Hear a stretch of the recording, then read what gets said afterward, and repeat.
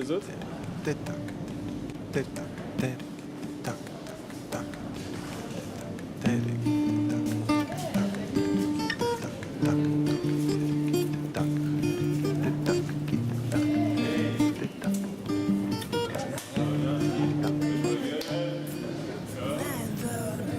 Sweet anger, sweet salvage, cast anchor upon my fingers.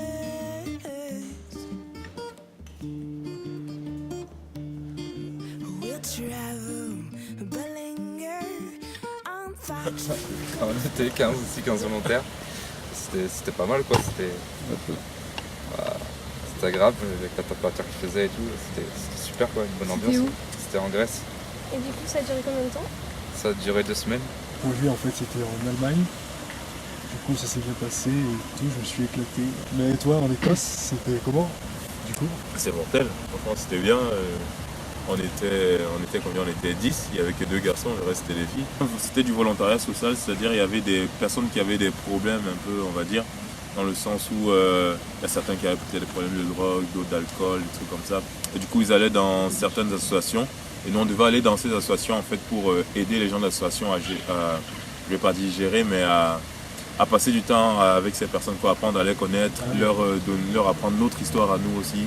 Et du coup après, à la fin, à chaque fois, ça faisait des gros repas. En fait, ce que j'ai aimé vraiment dans l'été international, c'était vraiment on rencontre des gens de d'autres pays, mais on a plein de points en commun, on s'entend très bien. C'est ça vraiment qui m'a touchée dans l'été international. Et c'était pas difficile au début l'anglais pour vous? Moi c'était hyper dur moi. L'anglais c'était pas du tout mon fort et puis en fait au fil du temps les encadrants m'ont beaucoup aidé pour savoir communiquer et puis au fur et à mesure je comprenais de mieux en mieux, je parlais de mieux en mieux, mais vraiment l'anglais c'était pas du tout ça et puis à la finale l'expérience de séminaire international du volontariat que j'ai fait, ça m'a beaucoup apporté quoi, pour l'anglais quoi. D'accord. Moi, au début je comprenais pas parce que ils parlaient anglais mais avec leur accent, de leur pays. Donc du coup, je me disais mais c'est un peu vague l'anglais. Donc, mais après, au bout de quelques jours, j'ai compris. Nous, c'était plus l'espagnol. C'est L'espagnol, ouais. Donc l'anglais, on en parlait pas du tout. Ah d'accord, ok. C'était chouette. Et tu parlais un peu espagnol? Ouais, Ah, bah, je c'est pas parlais mieux espagnol que l'anglais. que l'anglais. Et du coup, en plus, en même temps, j'ai super bien progressé en espagnol. C'est super. Moi, par contre, dans mon équipe, il y avait 5 japonaises, un américain. Donc, pour te dire qu'anglais, c'était vraiment Ouais. 100%. Ouais. Moi je pensais que mon idée avant du volontariat c'était ce que je voyais des gens qui allaient en Afrique et puis faire des puits, des trucs comme ça. Ouais, je me disais que c'était ça le volontariat. Ouais, ça va beaucoup changer. Au-delà d'aller en fait et aider pour un projet en particulier, déjà pour moi le volontariat c'est avoir un esprit de découverte, d'échange, déjà d'échange, d'apprentissage des autres, de nouvelles cultures, de s'ouvrir au monde. Développer un grand esprit, une ouverture d'esprit. Au-delà d'aller aider, c'est beaucoup de choses aussi derrière. À la finale, quand j'ai été là-bas, l'expérience que j'ai vécue ça a été formidable. Et puis, j'ai des tas de souvenirs. Ça m'a beaucoup appris sur la perception des choses et puis sur un nouveau mode de vie que je ne connaissais pas. Beaucoup aidé moi pour mon projet. Ça s'est tellement bien passé. Ouais. Je me rappelle, je me rappelle quand on était là-bas, elle avait peur de tout, des insectes, dormi dehors, c'était la première fois dans une tente et tout.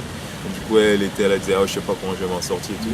Et à la fin, elle se débrouillait bien, quoi. Ouais. Elle était super motivée, super contente, super heureuse d'avoir fait ça. Nous aussi, on était tous les trois en fait dans le chantier. Et ça s'est super bien passé. Moi, j'appréhendais le trajet parce que j'avais 10h15 de train. Je devais faire plein d'escales. Je me suis perdue. J'avais écrit que j'avais peur de me perdre et du coup je me suis perdue. Donc j'en étais sûre. Mais non, les gens ils m'ont bien aidé. J'étais à Schiphol. Donc c'était un grand aéroport et en bas c'était la gare. Et donc du coup, impossible de pas se perdre. Mais il fallait parler anglais fallait savoir parler anglais pour pouvoir se repérer parce que c'était que ça, ou le néerlandais. Mais du coup, les gens ils voyaient que j'étais perdue, ils étaient là, ils m'aidaient à retrouver mon train. Les voyages qu'on devait faire à l'étranger, c'était pas la même chose. Et du coup, de partir à l'étranger, ça fait vraiment plus peur vu que on connaît pas trop. Et puis en plus, on y va loin. C'est un peu compliqué. Et surtout pour moi, c'était vraiment la première fois que je sortais de chez moi toute seule. Donc c'était vraiment terrible. J'arrêtais pas de rêver. Je dormais même plus la semaine avant de partir. Mais en fait, quand je suis revenue à la finale, ça s'est vraiment bien passé.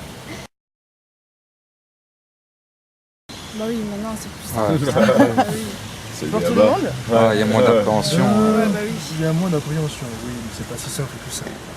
Ah. Non, il faut toujours se préparer. Ouais. Ah oui, Ouais, il faut se préparer, c'est mais sûr. c'est plus facile maintenant. Ça nous a permis aussi de rencontrer plein de gens aussi, hein, et ça c'est important, plein de gens de tous les pays.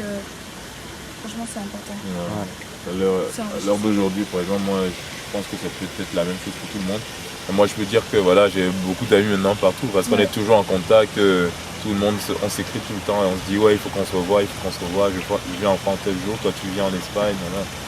Et du coup, voilà, des liens forts sont créés et ça continue malgré, ça fait quoi? Ça fait 2 mois que c'est fini, mais ça continue toujours à tenir, quoi. Moi là-bas, je me suis sentie vraiment française. Enfin, pas comme ici.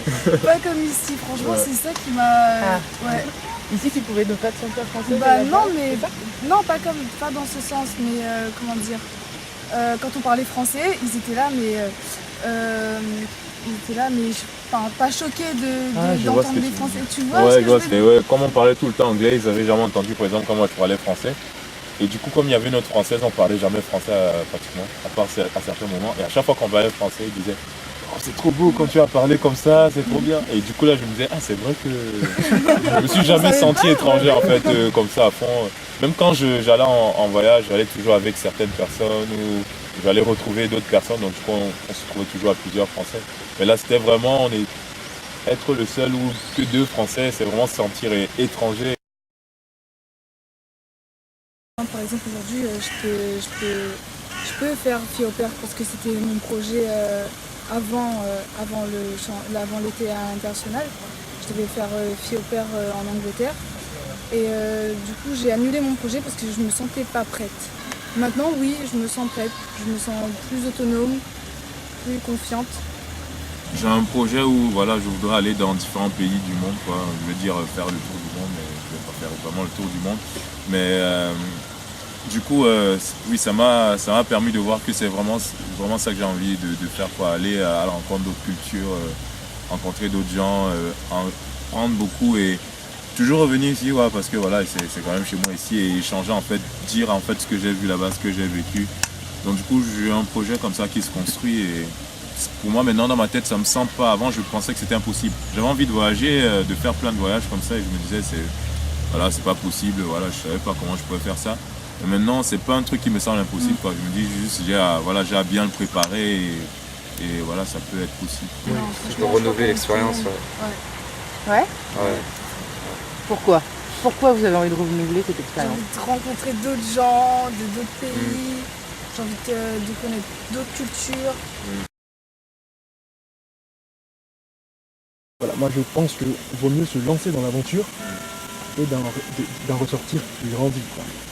Parce qu'on peut expliquer et dire ce qu'on a vécu, Mais ce sera pas la même chose. ça sera pas la même chose, quoi. Et donc lance-toi, vas-y, profite à fond surtout. Parce qu'on n'a pas souvent l'occasion de voyager, quoi.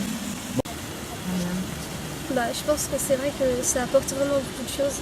En termes de rencontres aussi, on rencontre vraiment beaucoup de gens et on échange vraiment beaucoup et ça permet d'échanger, de casser un peu les préjugés.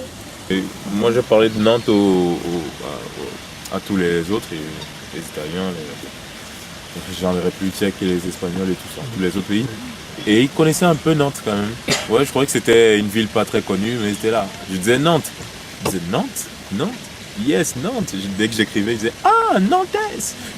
ouais, Nantes quoi. I know, je connais, ouais. Il y avait certains qui connaissaient de Nantes, certains qui étaient déjà passés, quand ils étaient allés en France et tout. Ils disaient que c'est une belle ville et voilà, ils aimaient bien. Il y avait certains qui voulaient carrément venir parce que voilà, beaucoup en parlaient. Du coup, c'est cool quoi, ça a permis ce voyage à faire en sorte que des gens ils aient envie de venir dans notre ville aussi.